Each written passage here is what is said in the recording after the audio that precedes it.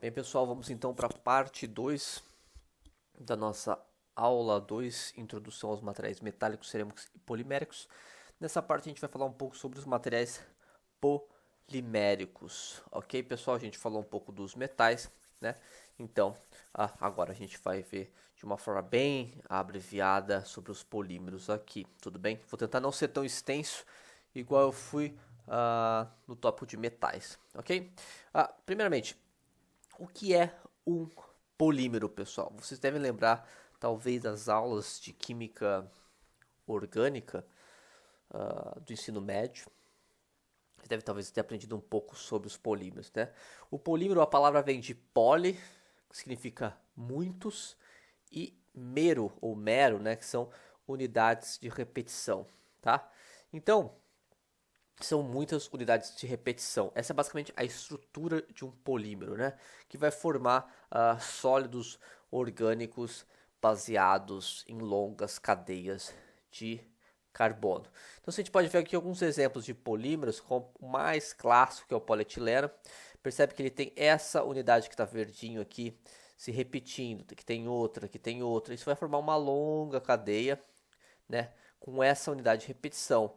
Então, é polietileno porque o mero etileno se repete várias vezes. Da mesma forma, a gente tem o policloreto de vinila, percebe que vai se repetindo essa unidade de repetição, ou o polipropileno, né, que vai repetindo o propileno aqui durante toda a cadeia. Tudo bem? Então, nessa presente aula, a gente vai ver os principais tipos de polímeros e as suas principais aplicações e algumas propriedades, tá? Os polímeros, pessoal, são cadeias bem longas, tá? São cadeias, podemos até dizer, gigantes, né? Molecularmente falando, né? O que a gente costuma chamar de macromolécula. Então, elas são muito maiores do que os hidracarbonetos comuns que vocês viram no ensino médio, tá? E essas cadeias, como eu já falei, são compostas, então, por essas várias unidades repetidas de mero. Tudo bem? Então, pessoal, a gente vai ver alguns conceitos aqui do polímero, igual a gente viu lá atrás para os metais, aqui a gente vê para os polímeros, né? Lá a gente viu uma cafeteira italiana, que a gente vê um suporte para um coador, né? Que é feito de um material polimérico, material termoplástico. Tudo bem? Então, os polímeros, conforme vocês viram em química geral, eles apresentam uma ligação do tipo covalente, tá? E vão formar essas estruturas de longas cadeias de macromoléculas, tá? Eles já não vão ser tão compactos que nem os metais, então eles vão ter uma baixa densidade, a estrutura deles não é tão compactada, não é tão densa, então eles vão ser leves, tá? E em geral, com relação às propriedades mecânicas, eles são macios, ou seja, apresentam baixa dureza, são altamente flexíveis ou elásticos, né? Eles podem ser resistentes em alguns casos, como a gente vai ver para os termofixos, tá?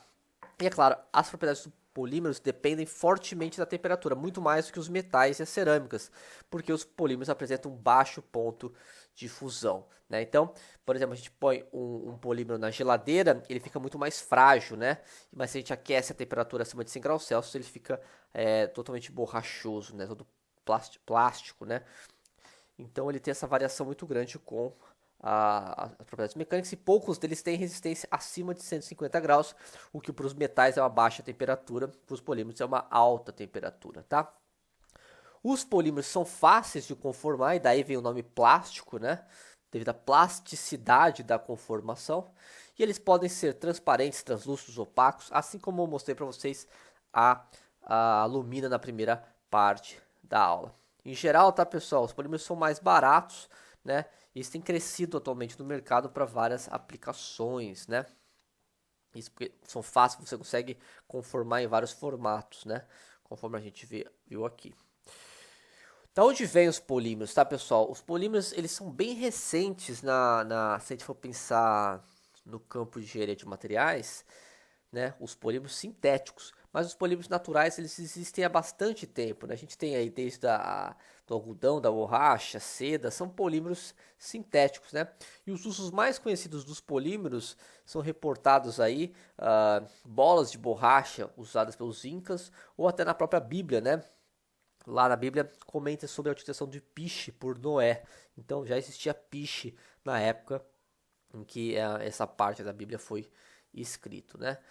Então os polímeros naturais já existiam há muitos séculos, né? Além disso, a gente tem outros tipos de polímeros, como as proteínas, aí já as enzimas, os amidos, a celulose, mas relacionado mais a processos biológicos e fisiológicos de plantas e animais.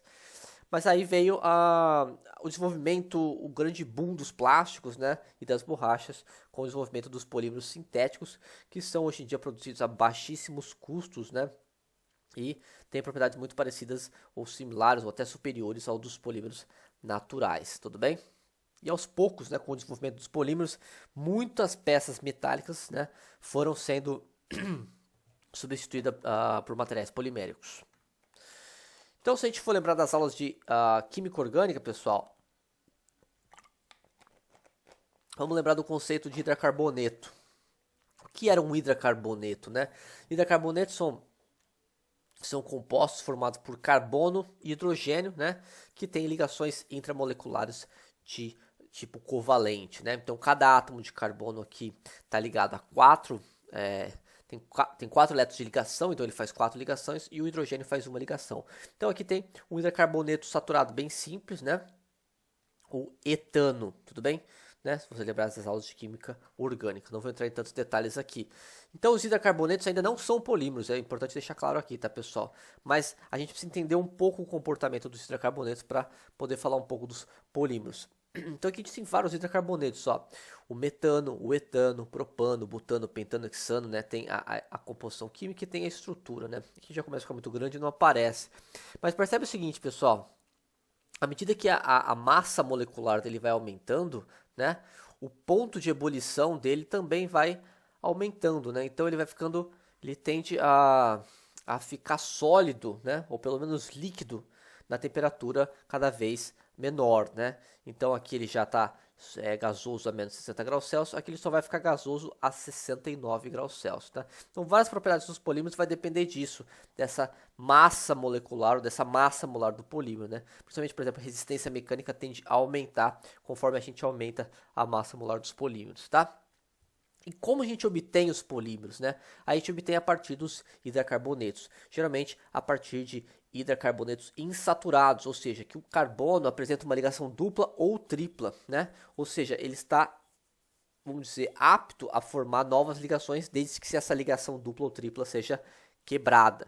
Então aqui a gente tem o eteno, né? Ou também conhecido como etileno. E se a gente juntar vários etilenos, a gente vai ter um polietileno, lembra? Então o que acontece? Essas ligações duplas, né? A gente tem que quebrar essa inturação, essa insaturação desses dois carbonos, e aí esse carbono vai estar sujeito a uma ligação para cá e esse para cá, né? Que vai se ligar ao quê? A um outro eteno, outro etileno que se quebrou essas ligações. Então a gente vai tendo vários etilenos ligados lado a lado, formando uma longa cadeia, dando origem ao polietileno, né? Isso a gente faz num processo de polimerização. Pode ser também por meio de uma ligação tripla, como é o caso do etino aqui, tudo bem?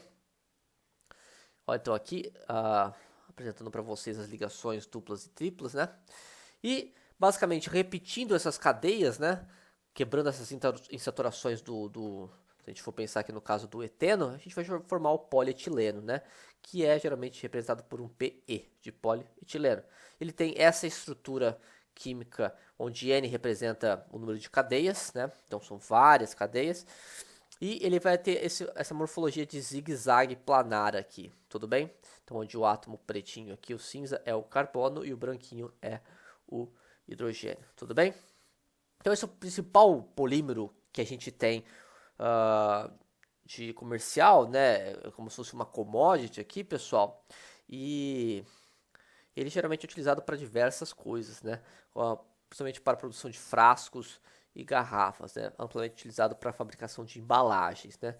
Aqui é o polietileno no formato de pellets, né? Ele acabou de ser produzido. Esse pellet vai ser utilizado para fazer as garrafas ou embalagens em geral, ok?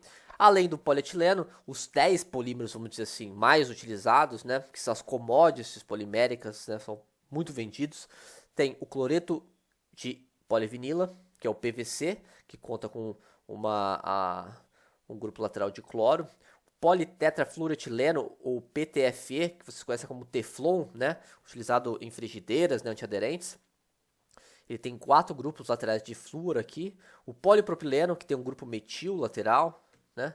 Poliestireno, que tem um anel benzênico lateral. E aí começam algumas estruturas mais complicadas, como a do polimetilmetacrilato ou a da baquelite aqui, né? Que já tem uma rede, um polímero em rede aqui, é mais complexo aqui, tudo bem?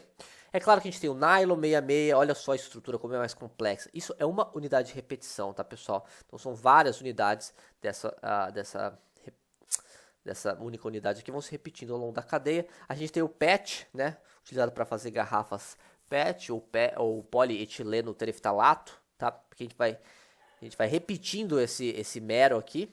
Ou o policarbonato aqui, usado para lentes de óculos, por exemplo, tá? Então algumas estruturas são bastante complexas, eu não quero que vocês decorem, eu quero que vocês entendam o conceito de poli e repetição desses meros, tá? Então, olha só um outro exemplo aqui de polimerização. A gente sai do monômero do tetrafluoretileno, né? Quebra sem saturação e vai gerar o politetrafluoretileno. Ou o caso aqui, sai do cloreto de vinila e gera o policloreto de vinila, né? Então, basicamente, essa é a representação geral de um polímero, né? A sua cadeia carbônica, o grupo radical lateral aqui e os hidrogênios, né? Então pode ser que tenha outro R aqui em vez de hidrogênio, mas essa é uma representação geral. Esse R aqui, nesse caso é cloro, nesse caso é um flúor, né? E aqui teria que ser outros flúors também. Certo, pessoal? Então, de forma geral, esse é o comportamento dos polímeros. Então a gente chama poli a repetição, mero essas unidades de repetição, e a esse material, esse hidrocarboneto anterior, a gente chama de monômero, né? Então o monômero vai dar origem ao polímero, né? Mono de né? Ou seja, mono, mero, polimero, né? Então um único mero vai dar origem, por meio dessa quebra de insaturação, aos polímeros, tudo bem? Então aqui o PTFE, utilizado para panelas antiaderentes. O PVC pode ser usado para tubos e conexões, pode ser utilizado para tira da vaiana, né? Então tem várias aplicações aqui para diversos polímeros, né? O PTFE é interessante porque ele tem esse baixo coeficiente de atrito, então ele impede que ocorra aderência no seu contato. Ele também é resistente ao ataque químico e a altas temperaturas, né? O que já é difícil para um polímero. Geralmente acima de 150 graus ele já perde a resistência, né? Ele tende a se degradar. O PoliTFE, o PTFE, o Teflon, ele aguenta temperaturas acima de 300 graus Celsius. Outros exemplos aqui, o nylon, que eu apresentei, a estrutura pode ser utilizada muito para utilização de tecidos, né? Fabricar redes, calçados, linha de pesca, né? Tem uma estrutura bastante complexa aqui, né? É claro que esse aqui, percebe que não repete, né? Esse é apenas o monômero, que vai dar origem ao polímero, né? Aqui a gente não tem a dupla ligação porque ele se forma por um processo de condensação, né? Envolve uma reação química mais complexa aqui, mas não tão mais complexa, tá? Basicamente a gente pode dividir os polímeros em 3 tipos, tá, pessoal? Os plásticos, os elastômeros e as fibras, tudo bem? Os plásticos a gente pode dividir em termoplásticos e termofixos, tudo bem? Então os plásticos são os mais utilizados em geral, tá? Eles apresentam alguma rigidez estrutural, ele tem uma boa resistência mecânica, não são tão maleáveis que nem os elastômeros, que elastômeros está relacionado mais com materiais elásticos, tá? E os plásticos são os mais utilizados. Então, polietileno, embalagem, pote de sorvete, tudo isso é termoplástico, tá? Painel de carro, geralmente é termoplástico. Aqui tem alguns aspectos de estruturais, talvez isso aqui não seja interessante vocês se atentarem muito agora. É importante saber que os plásticos, eles são os materiais mais utilizados, como por exemplo polietileno, polipropileno, PVC, o Teflon também é um plástico, tudo bem? Bem, então pessoal, basicamente a diferença, os plásticos eles podem ser divididos em termoplásticos e termofixos, né? Os termoplásticos, que são, por exemplo, polietileno, polipropileno, policarbonato, poliestireno, eles são recicláveis e são fáceis de moldar. A grande diferença deles para os termofixos é que quando a gente aquece os termoplásticos, eles amolecem e quando a gente resfria, eles endurecem novamente, tá? Já os termoplásticos não, eles não amolecem com o aquecimento, né? Eles apenas se degradam. Então eles não são recicláveis iguais são os termoplásticos, né? Então, por exemplo, exemplo de termofixo são as borrachas, né? As resinas, Como eu posso dar um exemplo para vocês de um termofixo, seria a capinha do isqueiro, né?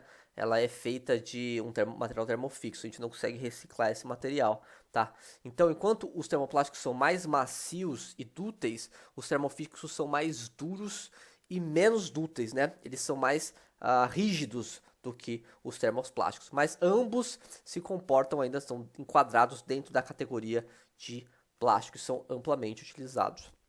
Os termoplásticos podem ser utilizados em diversas partes do setor automotivo, por exemplo, num carro aqui, então tem várias setas indicando os diferentes tipos de polímero, então, por exemplo, ABS, que é acrilonitrila-butadieno-estireno, você tem o POM, você tem o PP, PA, tem vários tipos de polímeros aqui, né, que podem ser utilizados em um carro. E a vantagem de utilizar polímero no carro é igual a gente falou para o alumínio lá atrás.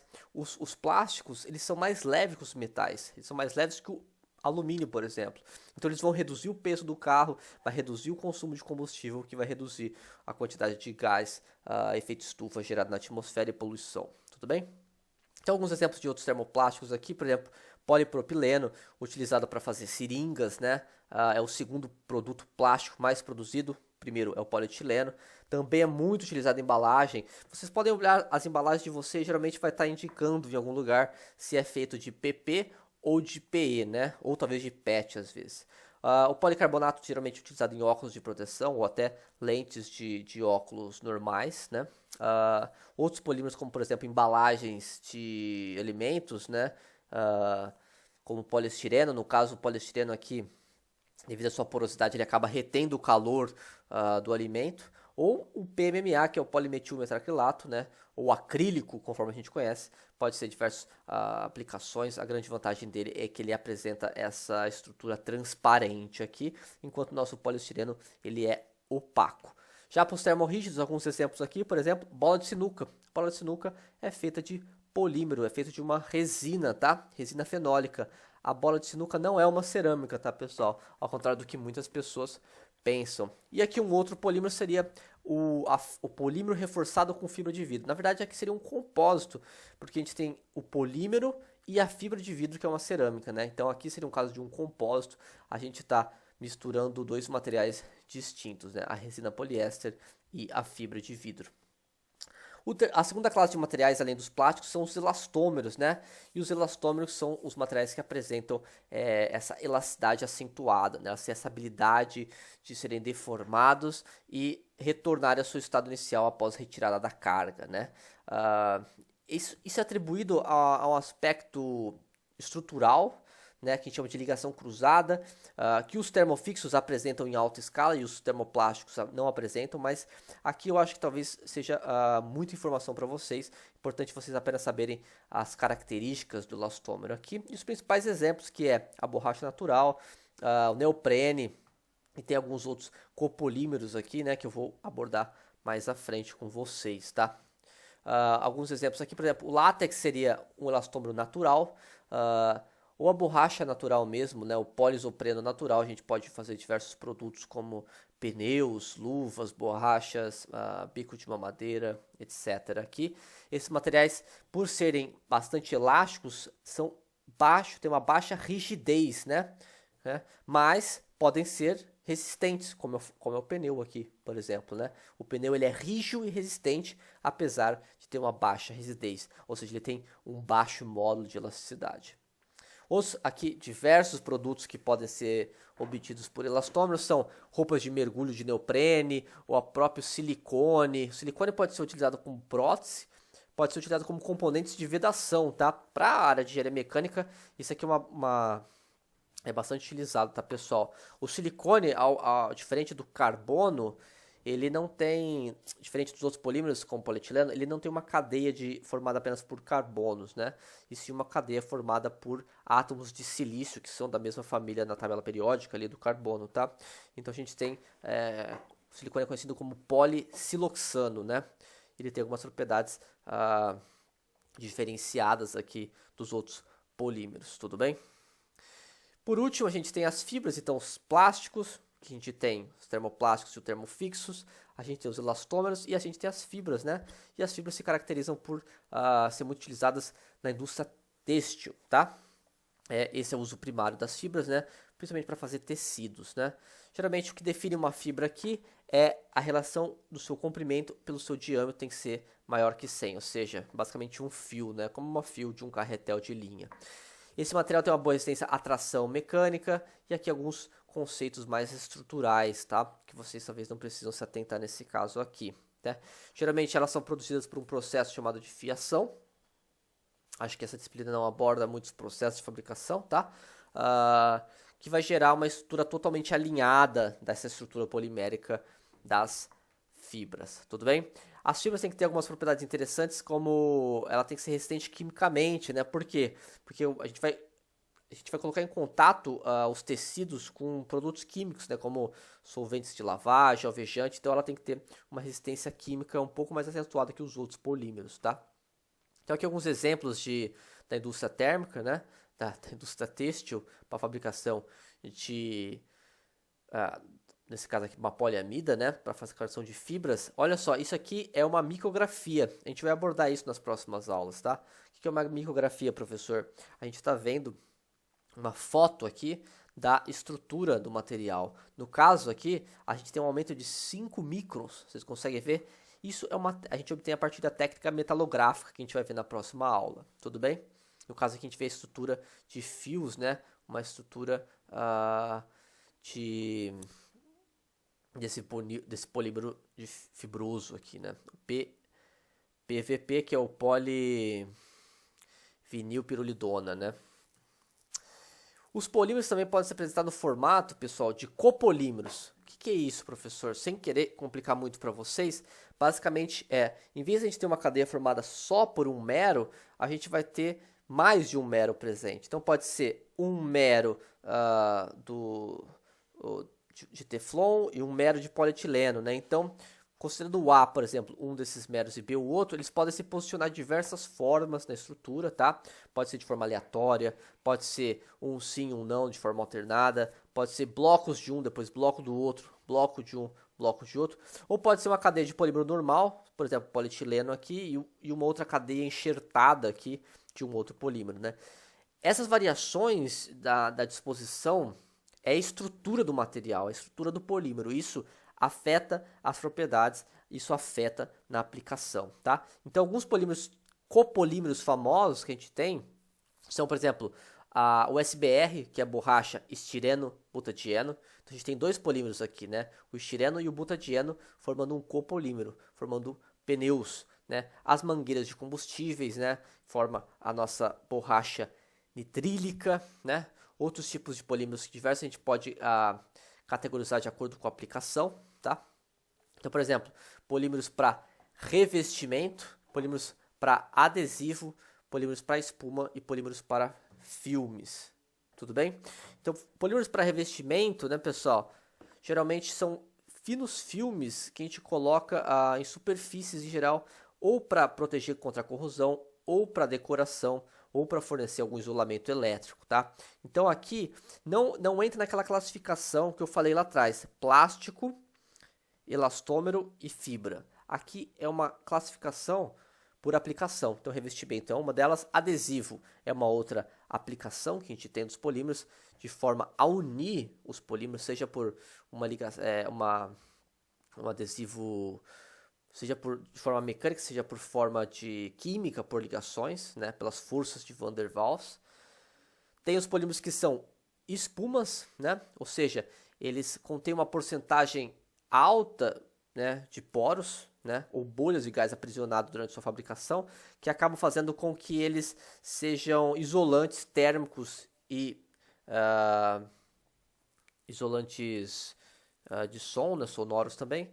E a gente tem os filmes, né, que, diferente das fibras, aqui eles têm essa especificação geométrica de ter uma espessura especificada entre 0,025 e 0,125 milímetros. Então, vendo aqui rapidamente algumas fotos dessas aplicações, por exemplo, aqui tintas e proteção contra a corrosão são exemplos de polímeros de revestimentos, né? Geralmente a gente utiliza esses polímeros para proteger metais contra a corrosão, né? Então, se o metal não é muito resistente à corrosão, a gente aplica algumas tintas contra a corrosão, que aí, para ocorrer a corrosão, primeiramente tem que se quebrar essa proteção polimérica.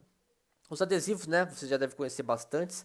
A gente tem as colas adesivas, tem durex em geral, né. A vantagem dos polímeros ser utilizados como adesivos é que eles basicamente têm baixo peso, né.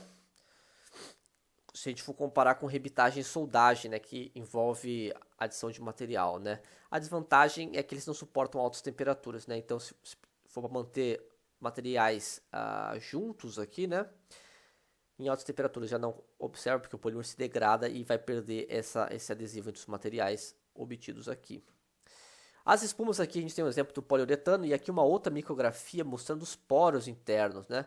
Observa a escala de 500 microns, né? Então essa barrinha aqui vale 500 microns, então quer dizer mais ou menos que esse poro aqui tem quase 500 microns, esse é um pouco maior, né? Esse é um pouquinho menor, e aqui uma espuma isolante de poliuretano, que é um exemplo típico de polímeros de espuma, usado para espuma, né?